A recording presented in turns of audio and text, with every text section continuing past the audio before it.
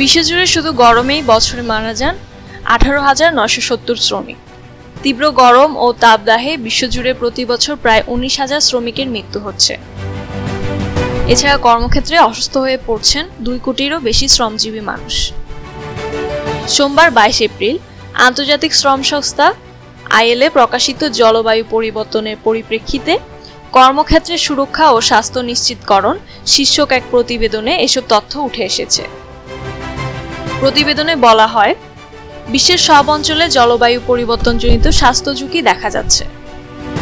340 কোটি শ্রম শক্তির মধ্যে 240 কোটি মানুষই কোনো না কোনোভাবে অতিরিক্ত তাপের সংস্পর্শে আসছেন।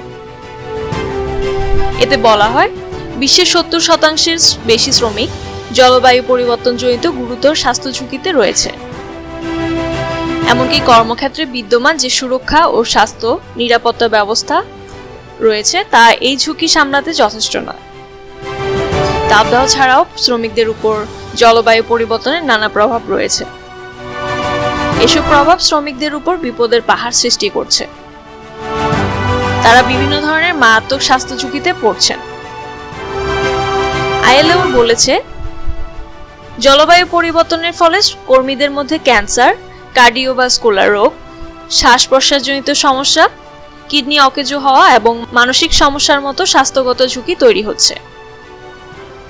ILOর প্রতিবেদনে আরও বলা হয়, প্রতি বছর বিশ্বব্যাপী কীটনাশকদের বিষক্রিয়ার 3 লাখ, কর্মক্ষেত্রে বায়ু দূষণে 8,60,000, সূর্যের ক্ষতিকর রশ্মিতে 18,960 জন এবং পরজীবী ও প্রাণী থেকে মানুষের দেহে আসা রোগে আরও 15,170 জনের মৃত্যু হচ্ছে। আন্তর্জাতিক শ্রম সংস্থা বলেছে, তীব্র গরমে কাজ করা শ্রমিকরা কিডনির চরম অসুখে ভুগছেন। এতে করে কৃষিখাতে কাজ করা শ্রমিকদের মধ্যে মৃত্যুর হার বেশি দেখা যাচ্ছে। ILOর OSH টিমের প্রধান মানাল আজি বলেছেন, এটি স্পষ্ট, জলবায়ু পরিবর্তনের মধ্যে শ্রমিকদের জন্য গুরুতর স্বাস্থ্য ঝুঁকি তৈরি করেছে। এসব সতর্কতা আমাদের আমলে নেওয়া উচিত। তাই জলবায়ু পরিবর্তন প্রতিরোধী নীতি গ্রহণের সময় আমাদের অবশ্যই শ্রমিকদের পেশাগত সুরক্ষা ও স্বাস্থ্যের বিষয়টি অন্তর্ভুক্ত করতে হবে। শুধু নীতি গ্রহণ নয়, পাশাপাশি কাজও করতে হবে। শ্রমিকদের জন্য নিরাপদ ও স্বাস্থ্যকর কাজের পরিবেশ ILOর মৌলিক নীতিমালার মধ্যে রয়েছে।